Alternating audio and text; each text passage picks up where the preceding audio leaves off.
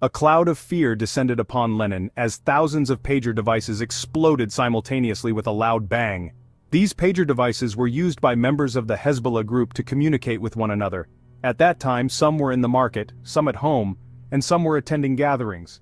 Hezbollah members claimed that their pager devices received a message, and immediately after that, all the devices that were on exploded with a loud bang.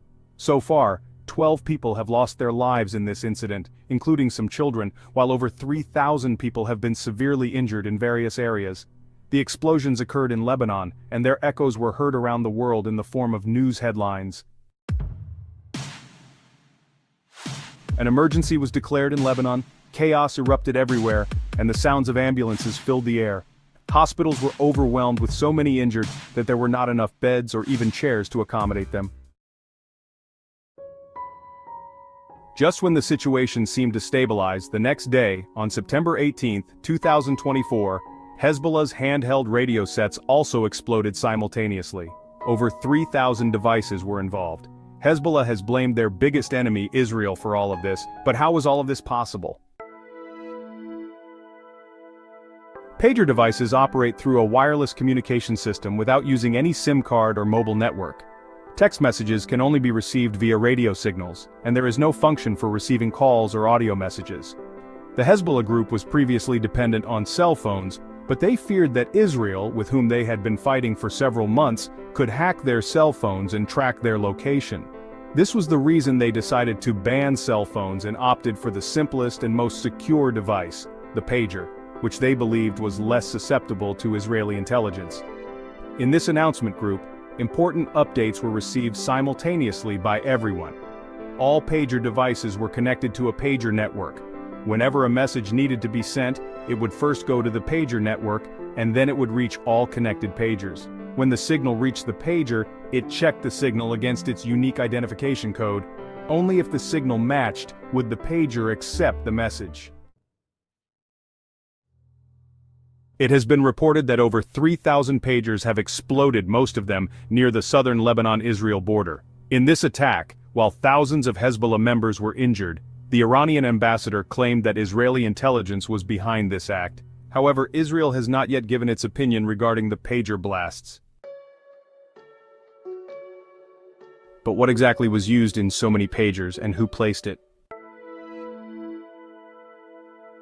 In the photo of a damaged pager, the name of a Taiwan-based company, Gold Apollo, was seen.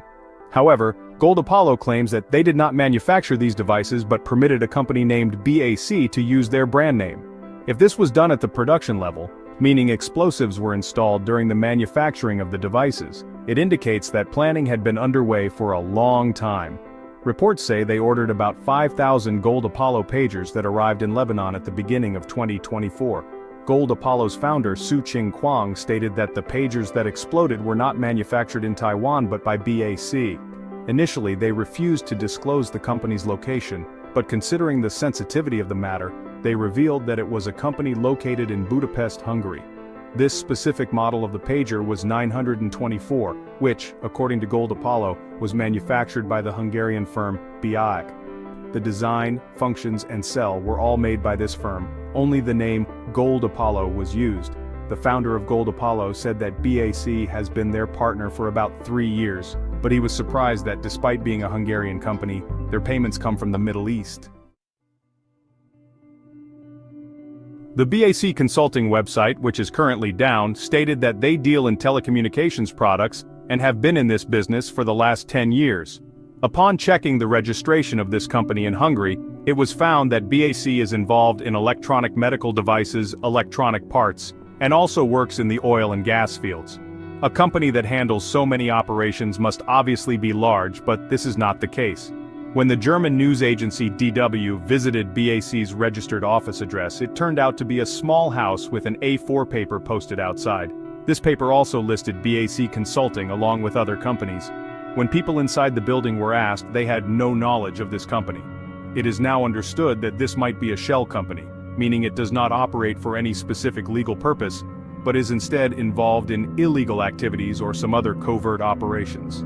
Investigating the financial records of the company revealed that BAC had recently declared a profit of 18 million Hungarian forints, which is about 5,700 USD. When the pager blasts wreaked havoc in Lebanon, BAC's website was initially accessible, but soon after, it began showing errors, as if access had been intentionally shut down. Official records indicate that BAC's CEO is Christina Barsouni, who has been with the company since 2016, while the owner of the company is said to be Barsouni Arsha Kono. Based on their names, they appear to be husband and wife. Multiple phone calls were made to both, but no one answered. Only NBC News reported that they spoke with Christina, who said that she works with Gold Apollo but only as a commission agent, meaning they do not manufacture the pagers themselves. Now that this entire matter has come to light, the Hungarian government has also intervened. Their spokesperson tweeted on X that BAC does not have any manufacturing facility in Hungary. Due to BAC's behavior and lack of responses, many people believe that something went wrong with the pagers either before delivery to Hezbollah or during manufacturing. Perhaps this company had no direct involvement in the pager attacks, because if that were the case, they would have shut down their website beforehand or disappeared to evade these allegations. It is also possible that this company was used unknowingly. Experts believe that an explosive weighing around 810 grams was concealed within the pagers, and there must have been some separate electronic chip installed to detonate it. This chip would have activated the explosive when a specific code number was sent, rather than from other messages received by the pager. Now the question arises, since Hezbollah's pager network was a private network, meaning only those messages could be sent by the network admin or devices registered on that network, who sent that specific code number on this private network? This could only be possible in three scenarios.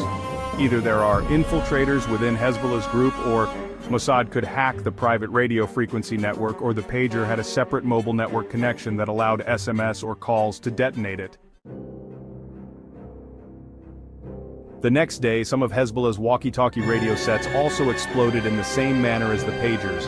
One walkie-talkie exploded while a Hezbollah member was attending the funeral of a comrade who died in the previous day's blast. Photos of the damaged walkie-talkie sets revealed they were manufactured by ICOM, a Japanese company, but ICOM stated that they stopped making this specific model, IV-82, in 2014. Hezbollah had purchased these walkie-talkies about 5 months ago, right when the pager devices arrived in Lebanon. The Lebanese security forces claim that the Israeli agency Mossad is well known for conducting such meticulous operations in other countries, and that they must have strategically planted explosives in the pagers and walkie-talkies months in advance, and then detonated them at the right moment. It's worth mentioning that the Israeli Mossad agency has previously faced accusations of executing covert operations. In 2010, Mossad launched a computer worm named Stuxnet, targeting Iran's nuclear program, with Israel often cited alongside the US as being involved. In 2007 there was Operation Orchard, in which Israel hacked Syria's air defense systems so that their systems could not detect Israeli jets. The pager attack in Lebanon is being regarded as an unprecedented incident that does not find a parallel in history. This event has sparked a new debate worldwide. If this can be done with pagers or walkie-talkies, can our mobile phones remain safe?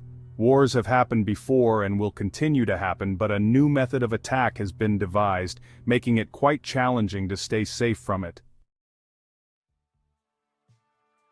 What do you think about this? Please let me know in the comments section. See you in the next exciting video. Thanks for watching. For more videos,